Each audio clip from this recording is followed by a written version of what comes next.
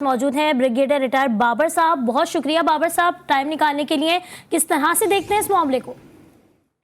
Serious मामला है बहुत, इसमें कोई दो राय नहीं हो सकती।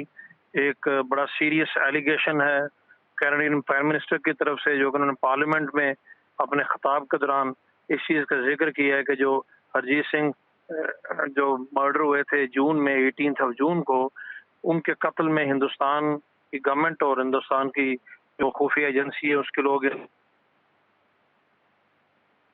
सफारतकार को मुल्क बदर किया गया है। अभी ये किसी आम शख्स की तरफ से ये बातें की गई है, एक रवायती इल्ज़ाम नहीं है। एक मुल्क और कनाडा जैसा मुल्क जो कि बड़ा इंपॉर्टेंट मुल्क है दुनिया में, उसका प्राइम मिनिस्टर अपनी पार्लियामेंट से खिताब के दौरान इस बात का जिक्र कर रहा है और ज़ाहिर है इस पे हिंदुस्तान अभी इससे इनकार नहीं कर सकता। उनको इसको जस्टिफिकेशन के लिए चाहे जो मर्जी वो कहते रहे, इस इल्ज़ाम को मुस्तरद करते रहे, बिकॉज ये जब इस लेवल पे जाके बात होती है तो उसके ज़ाहिर उसके पीछे उनकी तहकीकात हैं। और ये भी इल्ज़ाम उन्होंने कोई यकदम नहीं लगा दिया, उन्होंने 3 महीने का टाइम लिया है। इस दौरान उन्होंने तहकीकात यकीनन की होंगी, जिसके बाद इस नतीजे पर पहुंचे हैं कि इस तरह की जो स्टेट स्पॉन्सर्ड टेररिज्म है, जिसके बारे में पाकिस्तान तो खैर हमेशा से कहता चला रहा है कि हिंदुस्तान की गवर्नमेंट, स्पेशली नरेंद्र मोदी की शिद्दत पसंद गवर्नमेंट जो है वो इस तरह की कार्रवाइयों में मुलविस है, न सिर्फ हिंदुस्तान के अंदर बल्कि हिंदुस्तान के बाहर भी। माजी में भी मिसालें मौजूद हैं।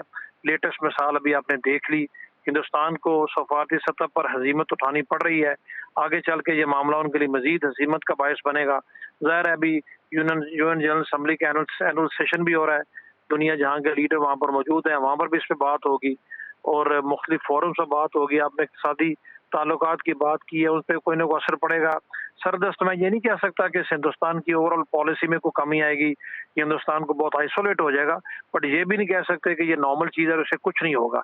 डेफिनेटली बहुत सारे इससे सवाल भी उठे हैं, मजीद आगे उठेंगे भी। और हिंदुस्तान का वो चेहरा जो कि पाकिस्तान तो हमेशा से कहता रहा है कि दुनिया के सामने वाज़ेह होना चाहिए, अभी दूसरों की तरफ से भी उस बारे में शकूक व शुबहात का शवाहिद के साथ इजहार किया जा रहा है, जो कि डेफिनेटली एक खित्ते के अमन के लिए तो खतरनाक है ही है।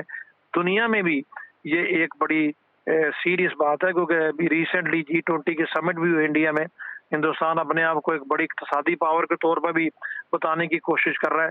तो जब एक ऐसा मुल्क जो अपने आप को दुनिया के सामने ये बताने की कोशिश करे कि वो बहुत अहमियत का हामिल है और उसके लोग इस तरह की एक्टिविटीज में इन्वॉल्व हों, एक दूसरे मुल्क में जाके उसके शहर के शहरी के कत्ल में ब्रिगेडियर रिटायर बाबर सर, तो आप हमारे साथ ही मौजूद रहेगा। मैं ज्वाइन किया है ब्रिगेडियर रिटायर राशिद वली साहब ने। सर बहुत शुक्रिया, आपने GTV न्यूज़ के लिए अपना कीमती वक्त इनायत किया। क्या कहेंगे सर? पहले शवाहिद सामने आ रहे थे, तहकीकात बाकायदा तौर पर किए गए और तहकीकात के बाद ये तमाम तर मामलात सामने आ चुके हैं। आप क्या समझते हैं कि अब दोनों के दरमियान, कनाडा और भारत के दरमियान ताल्लुकात को आप सिफारती सतह पर किस तरह से देखते हैं?